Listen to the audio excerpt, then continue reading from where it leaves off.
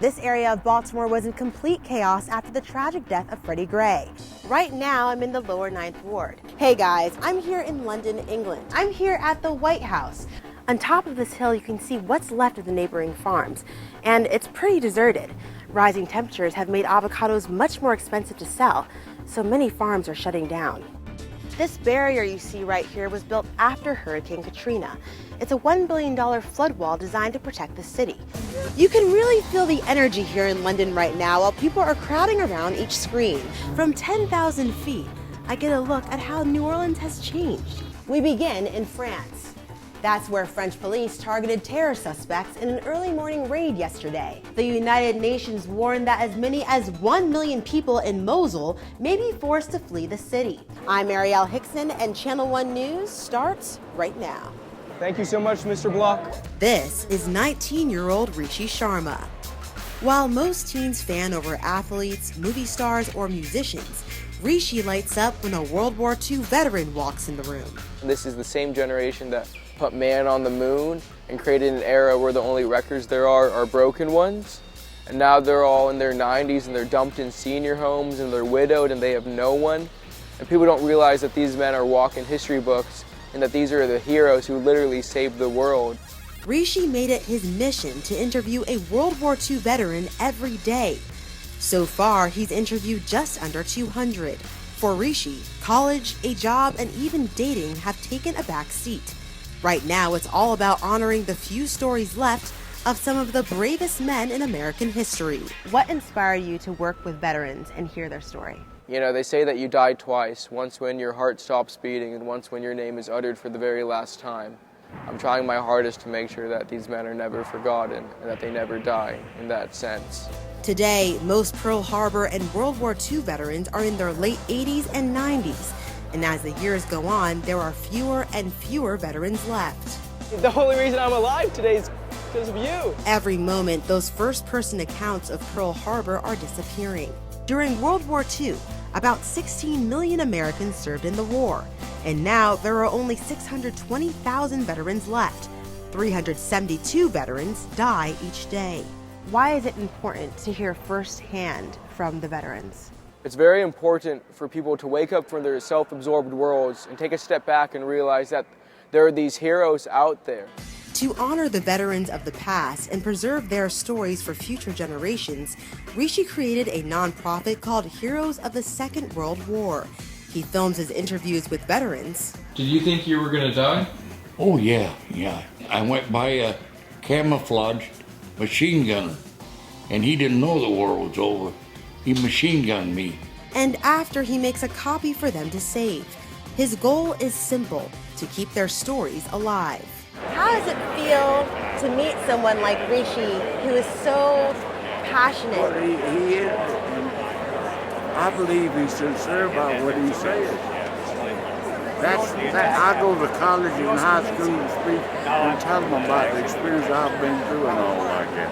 And I hope they can understand what it means to have somebody to protect this country. That's what I was doing. It's good to know and still be alive to know that you did a part in the freedom that we all enjoy.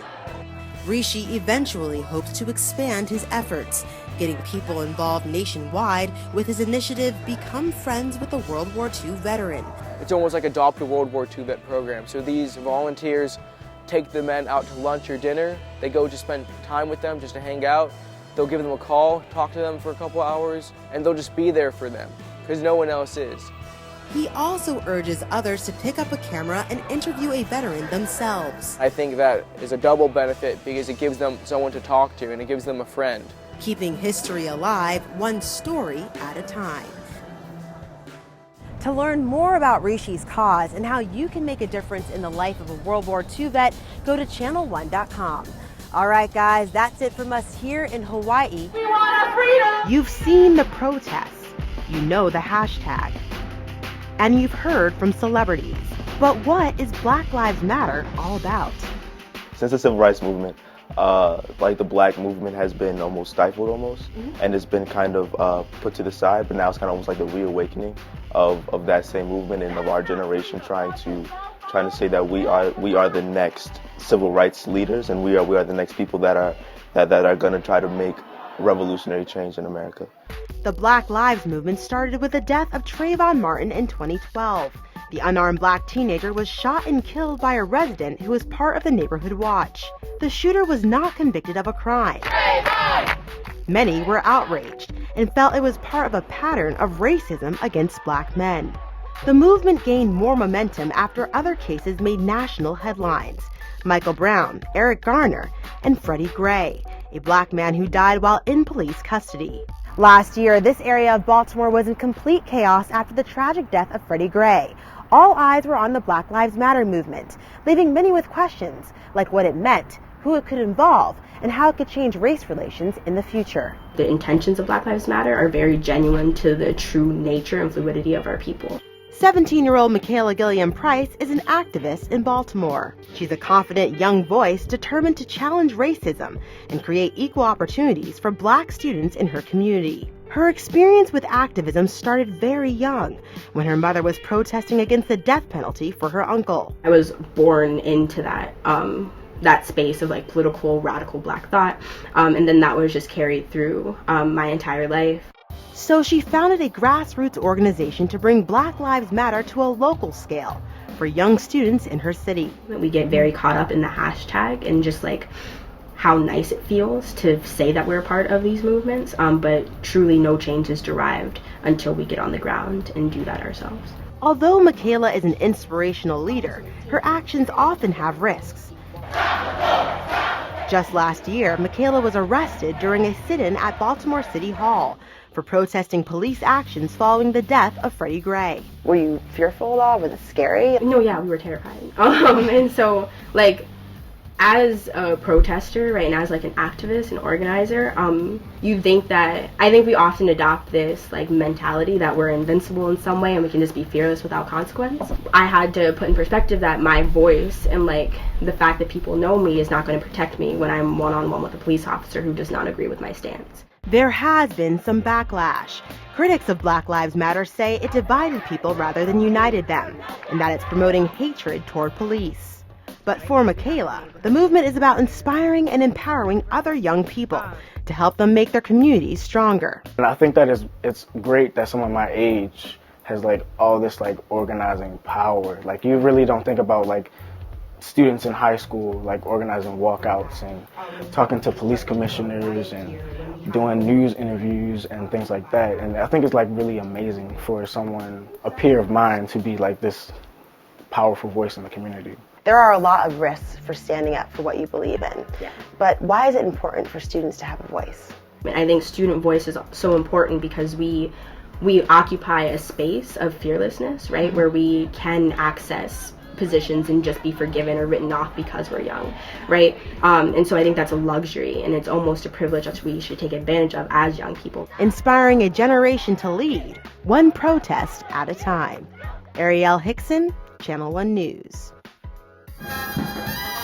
Today in New Orleans, the tourist hotspot of the French Quarter is a pretty lively place.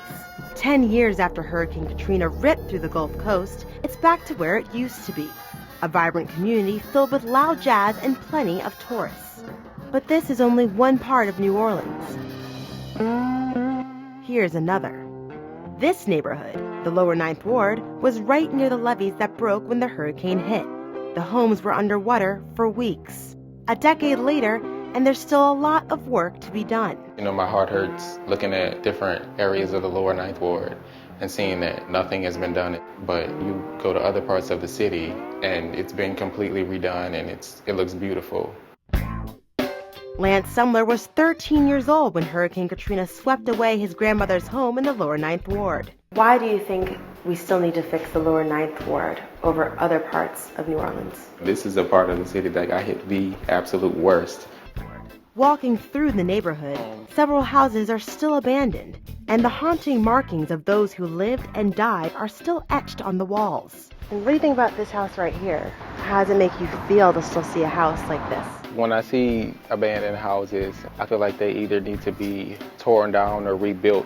It makes me wonder why no one really cares enough to do anything about it. Even before the storm, the lower Ninth Ward struggled with poverty and high crime rates. But add that to the cost of rebuilding, and it's no surprise many people who evacuated never returned. Before Hurricane Katrina, the lower Ninth Ward had a population of 14,000 people. Today, it's only 3,000. To my right, we will be putting a modular unit that will be an indoor classroom, accessible. But Arthur Johnson is working to change that. How would you describe the morale of people in this community? People in this community are very resilient, but I think the true resilience is people who wanted to come back home because this is home. And no matter what they needed to do to make that happen, what they need to do to make it livable, they were determined to do that. Arthur is CEO of Sustain the Nine, an organization that is working to rebuild the lower Ninth Ward. But one of the tough parts of rebuilding the community is getting outsiders to come in. A tasked restaurant owner, Keisha Henry, knows all too well. She opened up the first sit-down restaurant in the lower Ninth Ward 7 years after the storm. It exposes the neighborhood to people who may have said, I'm not going over there. Keisha grew up in New Orleans. After Katrina, she made a risky business decision to open a restaurant in the struggling lower Ninth Ward. But 3 years later, and Cafe Dauphine is one of the best-known restaurants in all of New Orleans. The first day we opened our doors, I don't even think we were ready for what was coming through the door. I mean, every seat in here was full. How has opening up this restaurant helped the entire lower Ninth Ward community? It gives people that are not from this neighborhood an opportunity to see how beautiful it is. The restaurant has attracted a variety of tourists and created jobs for the residents here. The longer we're open, it shows companies that we're a viable neighborhood and we can sustain businesses in all avenues. Even after a natural disaster as catastrophic as Katrina, people living in New Orleans still have faith. When you talk to people here, they're here. Maybe there's 1 or 2 houses in a block that had 10 houses, but it's home. It's a place where they want to be. I think it's definitely possible to progress and come back better than we were before. 10 years later, I think it still has the same feel. The people here that were raised here are still here and the love doesn't change. Arielle Hixson, Channel 1 News.